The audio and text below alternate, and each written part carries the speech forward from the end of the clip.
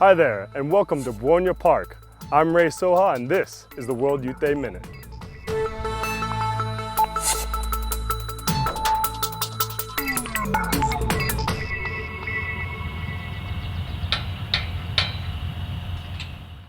Preparations for World Youth Day 2016 began months ago, but there's still a lot on the agenda. For instance, organizers are constructing two main stages with altars that will be used for the congregations of Pope Francis during World Youth Day. One of those altars is here at Buono Park. The other will be located at Campus Misericordiae in Wiedliczka. Directly in front of the altar are steps that will be used for staging of the events. These steps will adorn graphic elements in the form of the Rays of Mercy. An additional component will be the distinct music stages for the orchestra and choir, as well as a place for music performances during World Youth Day events. This project was made by architect Stanislaw Niemczek. All items on the altar are going to be associated with the topic of mercy.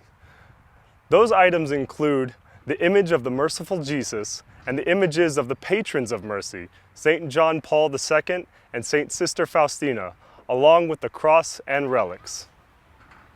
From Tuesday to Friday, World Youth Day main events will take place in Buono Park, a few minutes from the city center.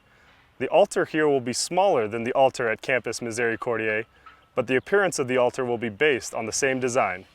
Here at Buono Park, a great structure will be built to host the opening mass, the welcoming of the Pope, and the traditional Way of the Cross that Pope Francis will celebrate on Friday. The altar will be 1,700 square meters with an outstanding cross 30 meters in height. On Saturday, all pilgrims will walk about 12 kilometers from the city center to Campus Misericordiae. There they will have the adoration and vigil with Our Holiness. There they will find the second altar spread over an enormous 6,200 square meters with 4 levels hosting images of World Youth Day patrons along with a huge illustration inspired by the original image of the merciful Jesus. On that same altar, the final Mass will be celebrated by Pope Francis, along with the announcement of the next city to host World Youth Day.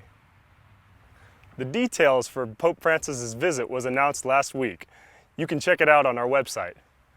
Well, that was this week's news on the World Youth Day Minute. I'm Ray Soha, asking you to keep praying for us, and we'll see you next week.